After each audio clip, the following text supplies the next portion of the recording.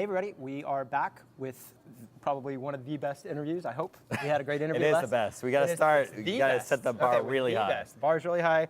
Obviously Francois Ajenstat, the Chief Product Officer for Tableau. Welcome, Francois. Hey, great to be here, and it's always good to see you and to be here with the community again. Totally. Fantastic keynote yesterday. Thank you. Lots of interesting new stuff. So maybe for those who didn't see the keynote, if you could give us the quick rundown and all the piece parts. And obviously there's tons in there, but oh boy, Hyper, Maestro. We showed a lot of capabilities, from analytics to data to our data engine to innovations in the cloud and all some new great collaboration features. Yep. I mean, really what we're doing is we're expanding our product portfolio from visual analytics to a complete data platform. Where we can serve really a lot more of our customers' use cases and help them solve more problems. And that's just really, really exciting. And that's got to just be a huge challenge. You guys are investing so much in R&D and the project's growing and morphing, and I don't know how you're keeping the baling wire around it to keep it like that. It's got to be just tons of behind the scenes pixie dust. I don't get it. A lot of caffeine. A lot of caffeine. A lot of caffeine. And chocolate. That's how we get bribes for new features. But I mean, really, at the end of the day, we spend a lot of time with customers. We listen to what our customers are saying. They vote for ideas on the forums. And we really try to make sure that what we're building solves their needs. And so it's this combination of listen to the customers, understand the pain points, and innovate. And if you think about it, since last year, since we were here, we delivered 4 complete new releases of the software and then unveiled the whole roadmap yesterday at the event. So it's been an exciting year of innovation. So when are you guys going to start picking up the pace here?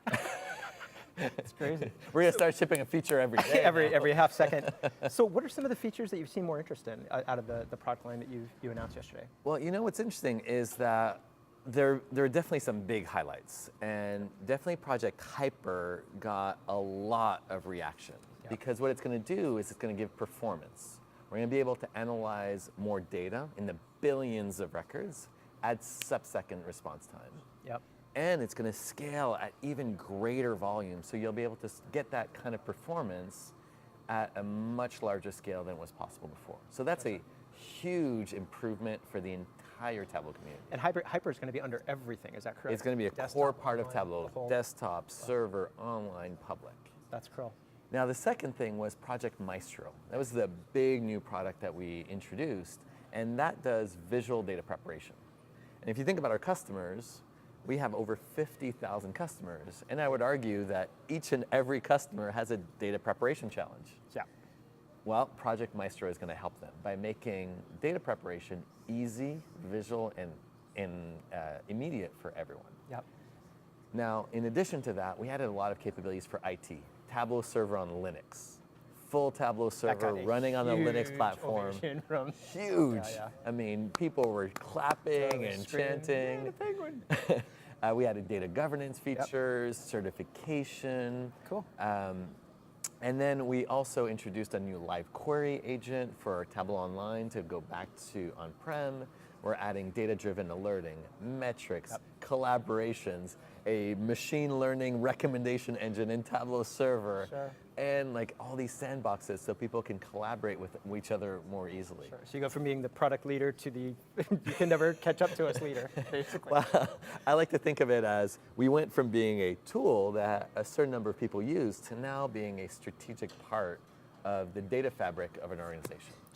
And now we're very strategic. Now we add a lot more value to the entire data chain that an organization uses. Absolutely. And there's obviously a lot of questions, I'm sure you're fielding them too, from the interest. When do you think you guys will start releasing some of these things?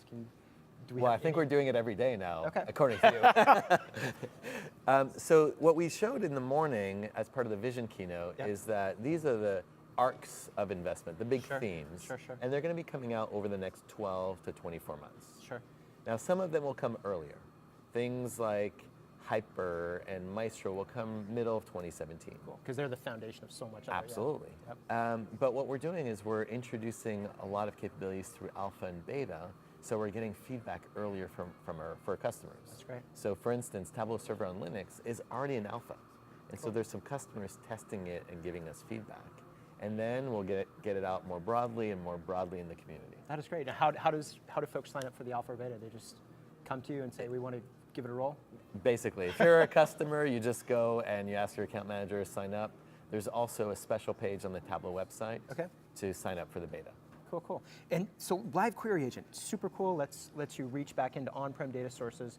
And of course, I think myself and everybody else is like, that sounds really dangerous. How do you guys make that secure? And are there levels of options to I don't know, anywhere from public access, who cares if it gets access to, you know, HIPAA, kind of don't ever touch. Absolutely. No, I mean, security is fundamental in the cloud. Yeah. I'll step back a little bit and say, why do we need this live query agent? Sure.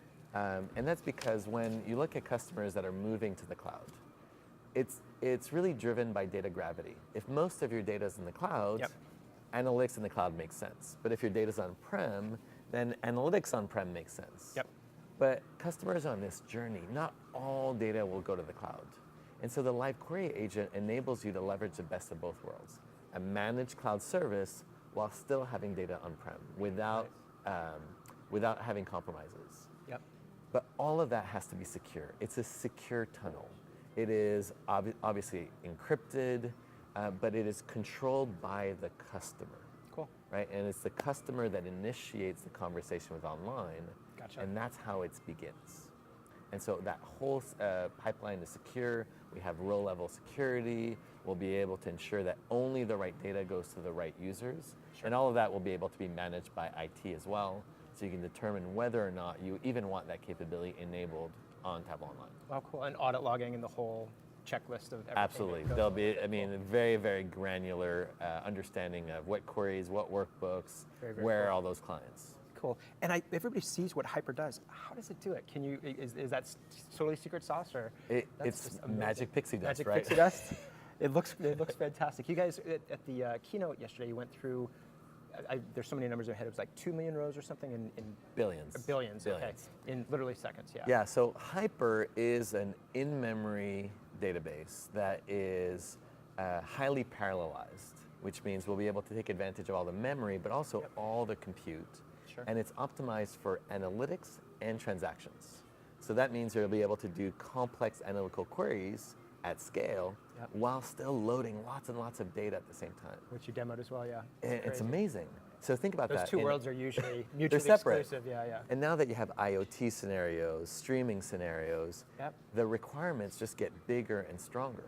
And so again, for customers, it'll mean that they'll be able to analyze billions of records at sub-second response time while ingesting data dynamically into the system. Yeah, yeah, and just refresh your viz and boom. And here's the there it next is. 6 months or Yeah, whatever.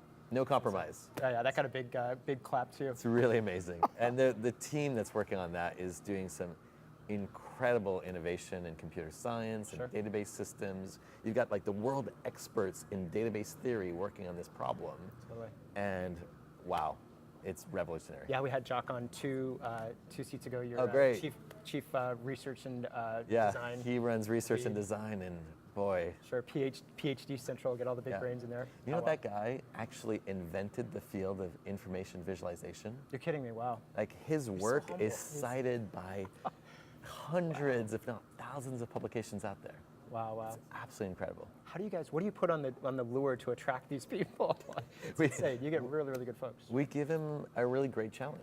I mean, people like Jock and the whole Hyper team, they see the potential of data, and we give them that opportunity to bring that vision to life.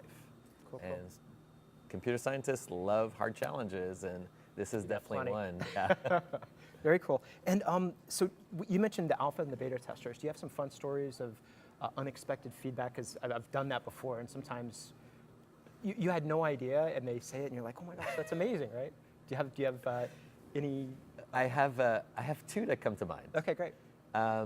So the beta for, say, version 10 is over 15,000 people. It's a massive, it's huge. Massive beta. And we have customers sending us hundreds of pieces of feedback every single day.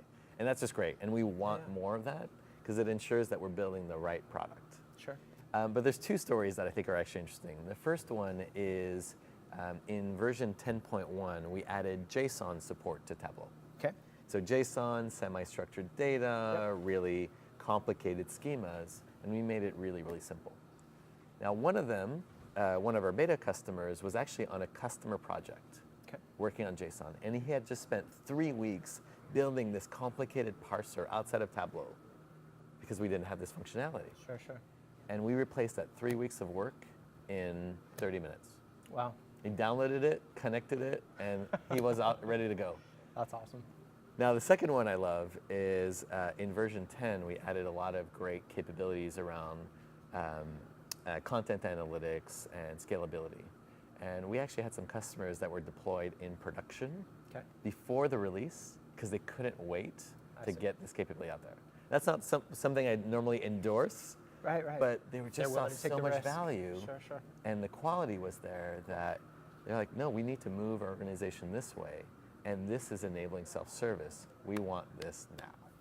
That's just cool. so exciting. That blows the doors off, yeah. And there's so many features, by the way, that we release in the product that got shaped by the beta feedback that we get. I see. So it's not just get it out there, test it. It's actually help refine and change the direction of Tableau.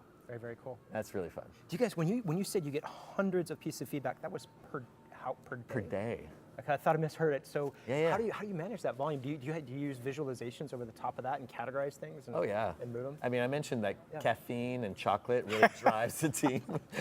You're not alone there. So there you go. Yeah. No, but we have our engineers that are responding directly to the feedback. The engineers working on those features are the ones collecting that feedback. Cool. We have dashboards that we look at every day to see how much feedback is coming in on each feature, what the quality level is. Wow. And we just really make sure that there's that engagement. Because the more we get in, the more we can improve to get the product out. Very cool. Yeah. And right now you guys are on a quarterly release Quarterly cycle? release. Is that going to be pretty standard? Because you were, 2 times a year and then I mean, we had basically major release, minor release, major release, minor release. And now it's just like clockwork. Version 10 came out in August. 10.1 came out in November, so beginning of the month. Beta for 10.2 started a week after that. Wow. And we're just going to keep going and going. And there's always some great surprises. Like in 10.2, something that surprised people yesterday was we're adding support for PDF. Okay, yeah. PDF. Yeah. Turns out that there's tons of data in PDF, There is. and people want to analyze it. Yeah. And we're just making it drag and drop easy. Totally. It's just so cool. Totally. And you have a bunch of connectors as well for access templates, Salesforce, Eloqua, QuickBooks. Do you have others on the horizon that you're looking to implement as well? Yeah, absolutely. I mean, we are constantly adding new connectors in Tableau to cloud applications. So we added Marketo, Eloqua, QuickBooks. We're adding Anaplan and ServiceNow, and that list is just going to keep growing and growing. But one thing that's unique about these cloud applications is that we know the schema. We understand how they're defined. So we'll be able to have a huge variable out. Exactly. And so we can define predefined templates where we just connect the data source to the template, pre-populate it, and help customers get started All the fields, way quicker. you can do the rollovers you guys did on the various data points. It produced another viz, and viz. Oh yeah, the viz and tooltip is just, that's exciting. That's exciting. It gives you just this extra level of depth in the data. Cool. Right. So this big 1 year, 2 year push, what happens after that? Is that too far out for you guys, or is that are you gonna hang out and be like that was quite a bit, or? Yeah, we're just gonna lean back, get all comfortable, go hang out at the beach. That's a lot of work. That's a lot of investment. Yeah. But we're doing it for our customers. Sure. And data is now the lifeblood in organizations. Some people call data the oil of the 21st century. I prefer to call it the electricity of the 21st century. It's powering every organization. Sure. And the potential and the opportunity for every single person to utilize that data more effectively is still untapped. We're still in the early days. Sure. And so there's tons of innovation. There's a lot of things in our labs that hopefully we'll bring out next year that will continue to take the potential of data to new heights for our customers. Fantastic. And what could you recommend to folks for cool presentations to learn more about all the product features and everything else that's going on? Well, if you haven't seen the keynote, definitely recommend watching the keynote, and as well as our developers on stage. Because devs on stage is the things that are coming really soon, and you get to see it from the actual developers writing that code. Really, really cool. Awesome. And then what I love at this particular conference is the number of customer case studies. Sure. Right, from Netflix to Comcast and Expedia. Yeah. I mean, the stories are impressive. And this is more than just about technology.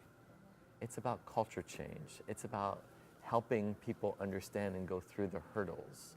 And so you get all of those perspectives from creative solutions to organizational breakthroughs that have occurred.